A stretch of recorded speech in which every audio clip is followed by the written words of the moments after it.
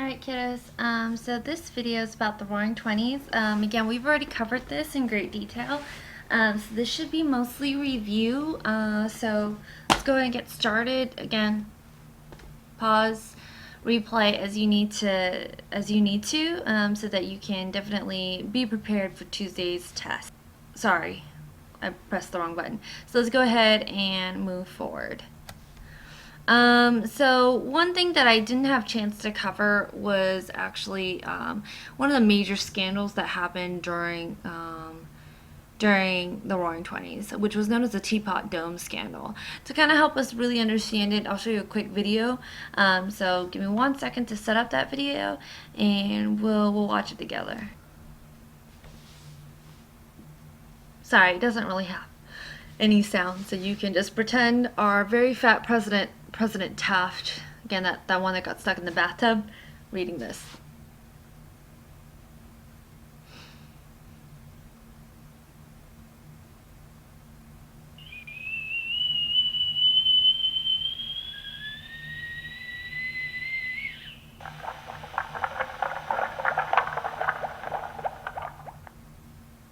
And here's our return to President, Warren G. Harding, President. Return to normalcy, President.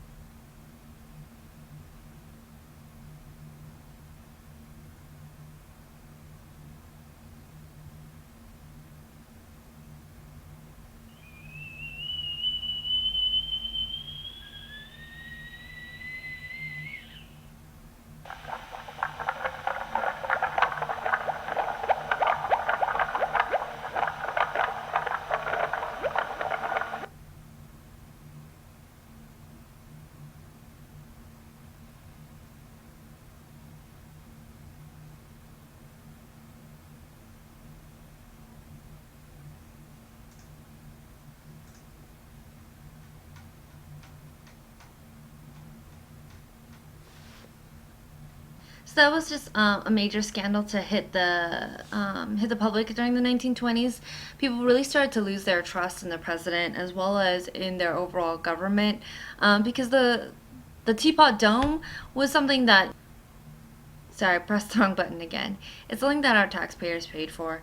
The fact is, like, this is supposed to be a natural reserve that is only used for naval purposes, and that somebody that is supposed to represent the best interest of the people would take a bribe,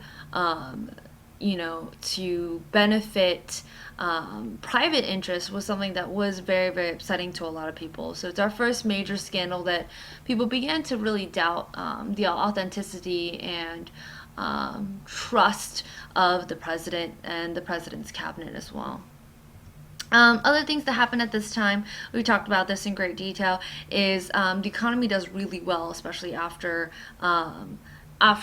World War One. So just like what happened with the Civil War, is there's a huge boom, industrial boom, after a war, because they had all these factories that they were using to produce weapons and things of that nature. Now that these factories were, no longer really needed, they could be repurposed to develop things like Ford's car. This, on the other hand, also further causes other developments due to the multiplier effect. What we're going to see is that the car will cause other industries to grow, like steel and oil and rubber and paint. But we're also going to see an increase in roads and houses, and things of that nature, all really caused by the development of Ford's assembly line and Ford cars, because at this time it is pretty popular to definitely have a car. Other things that happened at this time was the development of the Red Scare again. So the Red Scare was that fear of anarchists, socialists, as well as communists.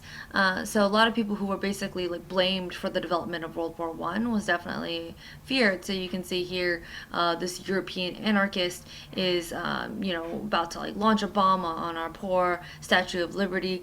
So it was something that a lot of people were worried about. So it does affect a lot of decisions that are made about about immigration.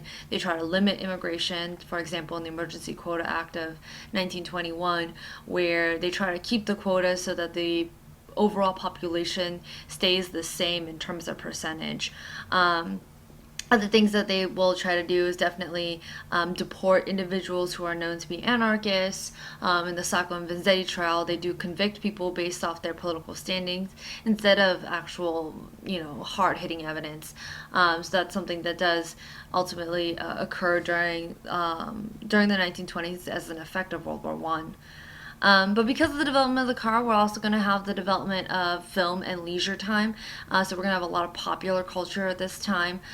People, because they have cars, they're also going to have time-saving devices like a vacuum or a laundry machine, and all those things are ultimately going to allow them to spend more time outside of the home and really spend time with each other and do things for fun. And so the Harlem Renaissance, going out dancing, watching movies, all those things are really kind of become that popular culture during the 1920s because people have the time to do those things.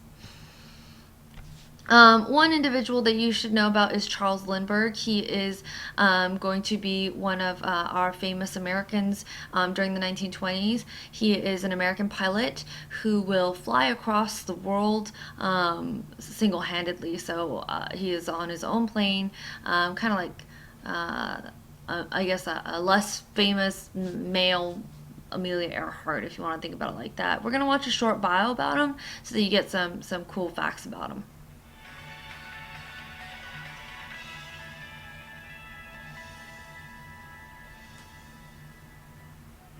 On the final day, the jurors arrived knowing they would not leave again without reaching a verdict.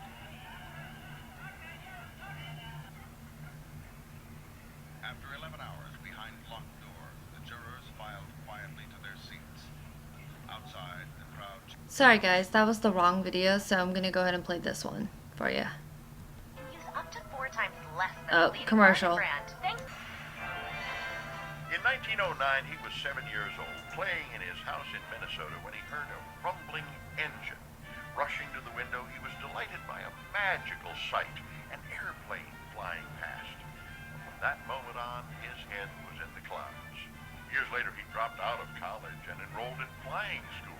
He bought a plane and performed flying stunts throughout the South and Midwest.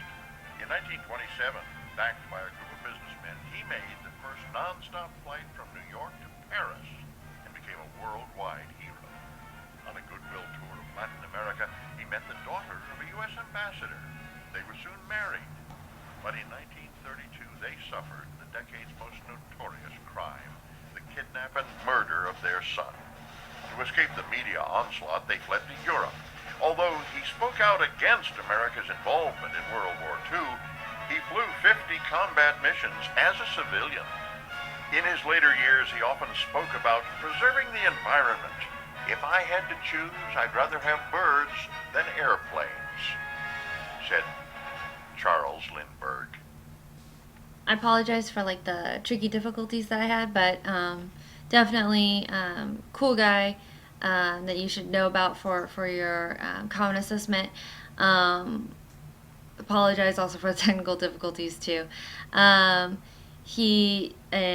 one quick correction is that he does make a transatlantic flight from New York to Paris, which is a pretty big deal in terms of the types of airplanes that they had back then on the Spirit of St. Louis. He's going to be kind of this American hero, this American icon about all the different things that the United States is capable of doing during the 1920s, and I think he does really kind of represent that spirit of just innovation and ingenuity that the 1920s did have for a lot of people, especially that level of optimism to be able to fly across the Atlantic in a single-man mission.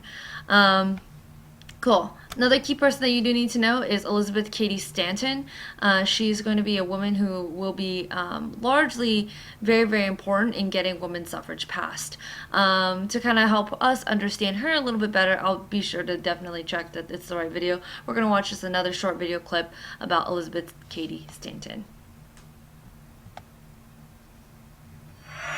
While tending her 7 children, a pioneer in the women's rights movement wrote impassioned speeches and pamphlets. In 1848, this granddaughter of an American revolutionary hero drafted a landmark document, a Declaration of Women's Rights. A few years later, she met an equally ardent fighter who for half a century would be her friend and comrade in the fight for women's suffrage. With no children to tie her down, this energetic single woman barnstormed the country, delivering the speeches her colleague wrote. At age 80, the writer published The Woman's Bible, in which she declared that religion was a leading cause of women's oppression.